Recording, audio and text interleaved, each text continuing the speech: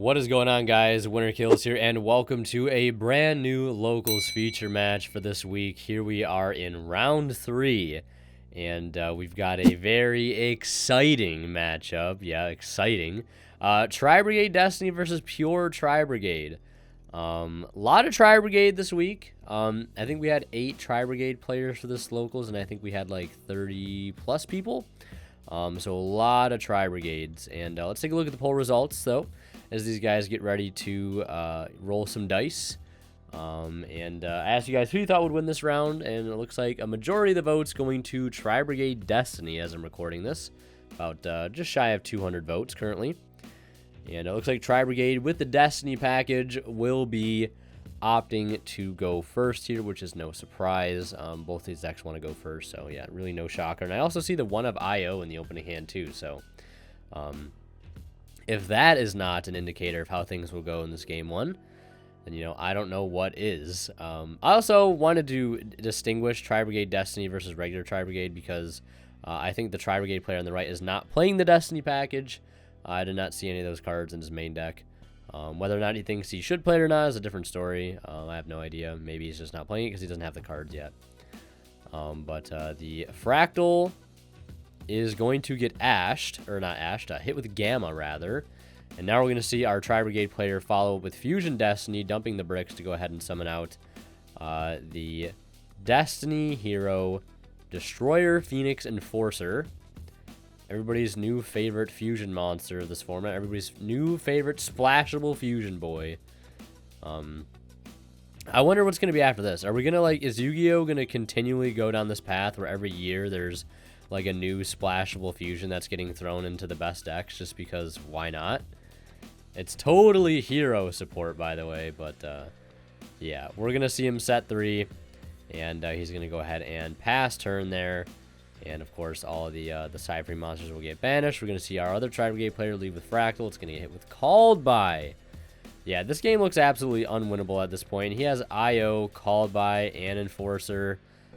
Talk about opening up insane here. If our Tri-Brigade player can play through this, I would be shocked. So, we're going to see him normal summon Nerval, which is going to get linked into Almirage. Nerval effect, go ahead and add the Karas. So we can still get into a Link 2 play here. He does actually have the Wind Barrier statue in hand, which is interesting. I don't see a lot of Tri-Brigade decks actually playing this card particularly. But it is a winged beast, so I get it. And whether or not this IO is actually going to be live is another story, I guess. So Karas will get successfully summoned here. And, I mean, I feel like you could easily Enforcer pop here. He's already burned his normal summon. He's already burned his Karas. Or you could do, you know, Revolt. That's also really good, especially since you do have a, not a loaded graveyard, but, you know, enough at this point. And also, our other Tri-Brigade player here on the left does not have any cards in hand currently. So, whatever he draws, if you can get it in play quick enough, you can take advantage of Celestial's graveyard effect by banishing both in Dasher to go ahead and draw 2 cards, because that's insane. Let's give Tri-Brigade a Pot of Greed mid-combo, mid-game.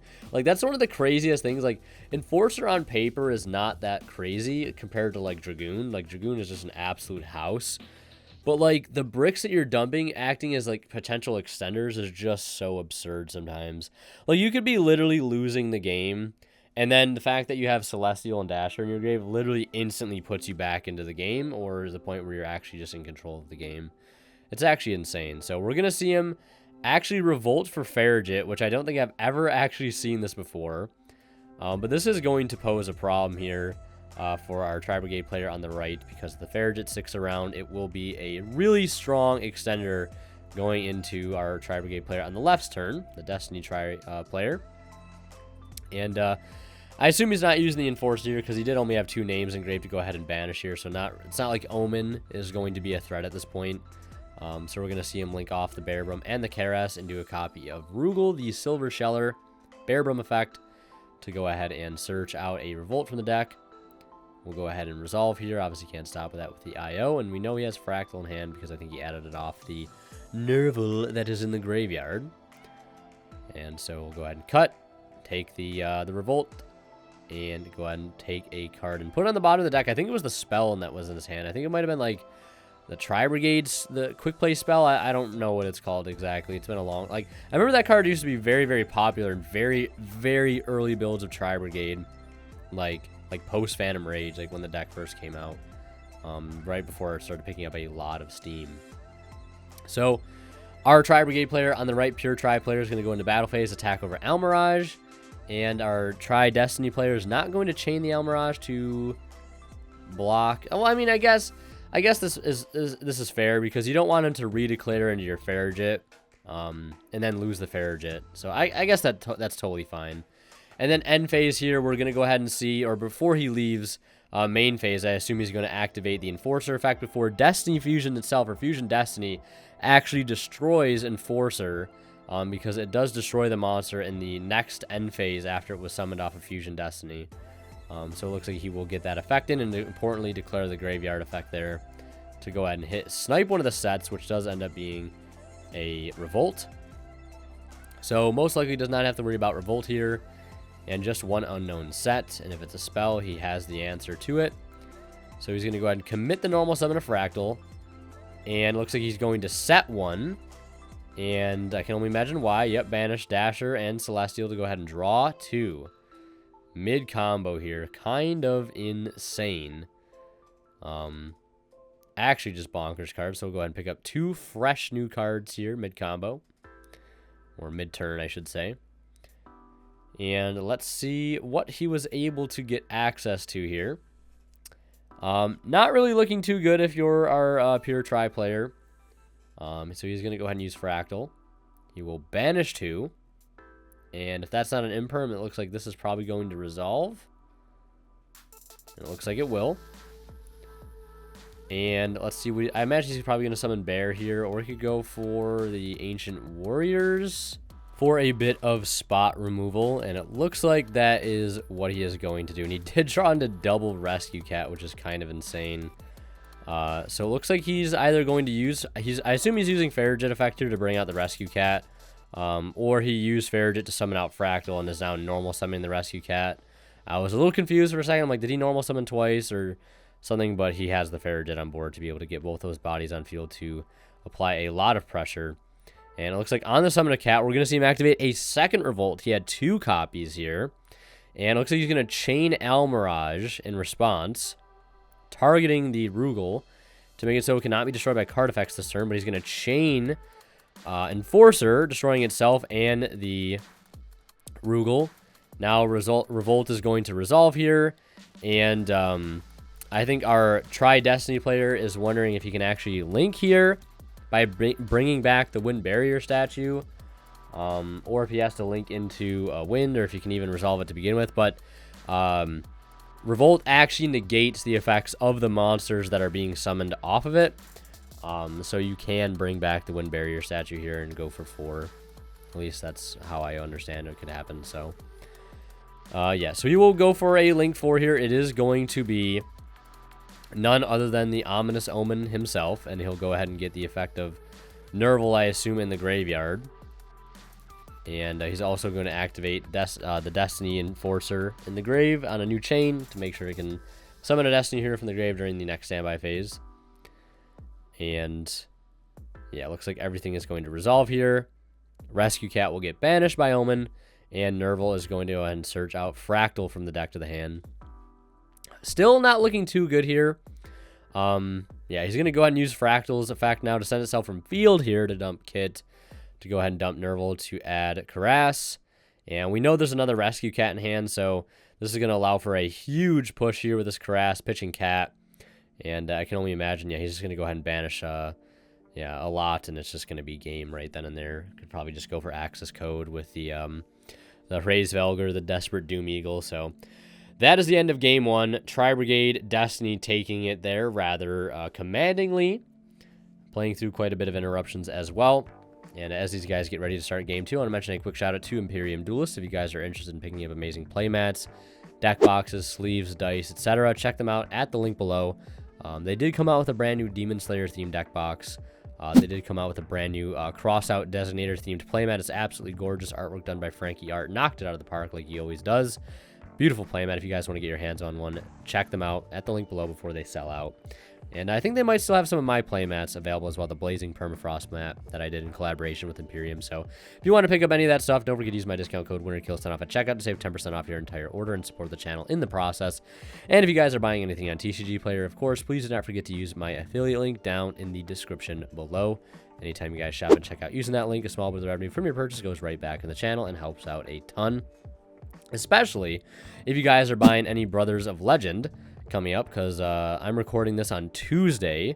This video I don't think will be going up until Wednesday, but a lot of great leaks in that set, looking like a really strong set to sort of round out this year.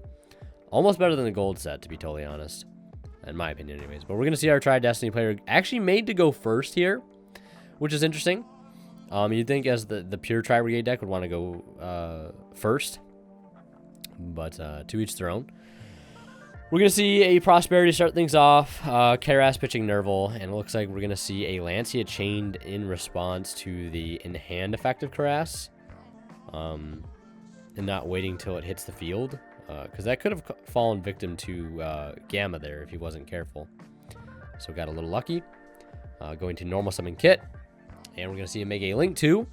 Could go for Farigit, could go for Ancient Warriors, but he's going to default to the Predaplant Verte Anaconda, activating the effect here after he I think is sending off of Kit here, or he might just be using Anaconda. Yeah, he's going to send off Kit. He's going to go ahead and dump Fractal, and then I assume he's going to go ahead and activate Anaconda here. A lot of shuffling though, so maybe nope, yep, he is going to activate Anaconda. Okay, I was going to say that's a lot of shuffling just to go right back into the deck. He will dump Destiny Fusion, or Fusion Destiny. And I always call it Destiny Fusion for some reason, but it's Fusion Destiny. But it's going to get hit with an Imperm, so that hurts quite a bit. Lancia plus Imperm. Insane 2-card combo there against the Tri-Brigade deck. And he's going to start, his opponent's now going to start with the Fractal. Fractal's going to go ahead and dump here a Kit, and then Nerval add. And I think our Pure player has 2 Effect Veilers in hand too, which is insane, especially in the mirror match. And I think our Tri-Destiny player also has Dasher, a Revolt, and a Red Reboot in hand. So that's that side decking, you know, going second side decking showing up here that the Red Reboot is in, but probably being very thrown off by the fact that his opponent has made him go first here. So there's definitely some going second cards in the main deck right now that are probably not meshing super well in the going first situation here. Red Reboot definitely not helping him play through Imperm and Lancia. But we're going to see an early battle phase here with the Kairas running over the Anaconda, then swinging directly with the Bear for 17, dropping him down to 36, if my math is correct. Or no, it looks like he has evenly matched in hand. I think it's evenly Reboot Dasher. So yeah, oh my god, all the going second cards in the hand right now, not helping whatsoever. So we're just going to see him link into Rugal, get his Revolt, set it, and pass with double Veiler in hand. I mean, you got to be feeling pretty confident about that. As our Tri-Brigade Destiny player top decks another evenly here. Absolutely no engine whatsoever to work with. Yeah, this just looks extremely rough here. I mean, you could evenly, but it's just a 1-for-1 trade at that point, and it's probably just trading with a Rugal. He's going to draw his next card, see what it is, and just go ahead and scoop. And we're already into a Game 3 situation, tied up here. How many of you guys thought this one was going to go to a Game 3? Let me know down in the comment section below. And a quick reminder to go ahead and subscribe to the channel yet if you haven't already. And yeah, let's go ahead and hop into Game 3 here and see how this one plays out. Also, I guess I should remind you guys, if you have not already joined my Discord, I don't usually mention it much in my videos other than the little motion graphic. But if you guys want to join my Discord, feel free to. Link is in the description of all my videos. We have got a lot of awesome people there, a lot of cool channels. And the more, certainly, the merrier. So definitely check that out. Link below. Would love to see it in the Discord. Yeah, so try Destiny here. Going first, of course. Now that you can control the fact that he's going to get to go first here. He is going to lead with Rescue Cat, which is insane. No hand traps from our pure Tri player other than a DD Crow in hand, which is not going to be too effective here. We're going to see him link both the Kairas and the Kit into a Starlight Rare Farigit. And then Kit's going to go ahead and dump the Nerval. Nerval effect to probably go ahead and add Fractal here. Or another Kairas. So, Already has a Fractal in hand probably at this point. At least I would imagine. If he's adding a Keras at this point. Or he's just going to go ahead and follow it up with Pot of Prosperity, because that's really, really strong here. So he's going to go ahead and banish 1, 2, and 3. Is he going to go all the way for 6 here? Try to dig into some side deck cards. Looks like no. Talents, Tanky, Foolish. All extremely strong cards to be able to grab here. Like, all really, really insane. I think Tanky's probably the weakest of the 3. Yeah, going to go ahead and secure himself a Talents there to help ensure playing through any hand traps at this point. So we're going to see him spec out the Fractal as expected off of the Farragut. And then Fractal's actually going to banish 4 here to summon out a Omen turn 1. And see what the next move here is going to be. Probably Appaloosa. So you get, like, you know, chain blocked, Omen with the Farragut, you know, the graveyard effect. But we're going to see him make a Link too, so he's just going to go right for Bearbrum. And chain links here looks like they're going to be probably 1 Omen, 2 Fractal. And he's going to chain DD Crow to this, interestingly enough. I don't really know if there's a reason to chain DD Crow there. You're just literally asking to make Talents live, and he still gets the search off of the Omen because it already activated Engrave. So yeah, he just basically let himself get Talents here for free. I don't think that was the correct play, but I mean, it is what it is. These things happen. And our Tri-Brigade Destiny player has still more gas in the tank. He also has Ash in hand, like just an extremely solid hand. There's double Dragon Lords. And now he's going to link into the Anaconda. Yeah, he has Ash Anti-Spell. Anti-Spell is probably going to be put back off of this, off of the Bearbrum if he actually links off with it. But he's going to go ahead and use Anaconda here mid-combo to go ahead and dump the bricks to go ahead and summon out the Enforcer. So probably not making Appaloosa here. And then he's going to use... Actually, wait a second. Is he going to go ahead and... Oh, he's going to go ahead and pop Anaconda and Bearbrum here with the Enforcer. That's going to trigger the effect of Bearbrum since it hit the graveyard to go ahead and add Revolt and put 1 back. Okay, I was like, is he linking off? I'm like, because I think he's locked in. You can't special summon for the rest of the turn, but he's just going to keep the Anti-Spell here. Probably putting back the Ash. Realizing that Revolt plus double Dragon Lords plus Enforcer is going to be more than enough to go ahead and beat his own deck, basically. So we're going to see him go ahead and summon out 3 here. The Link 2 and 2 regular monsters to go ahead and go for Omen. This is to go ahead and play around the Nibiru here, so he doesn't summon 5 times during his opponent's turn. Yeah, because you can get Nibiru'd if you go ahead and summon back 4. You're just asking to get Nibiru'd, so he is going to play around it there.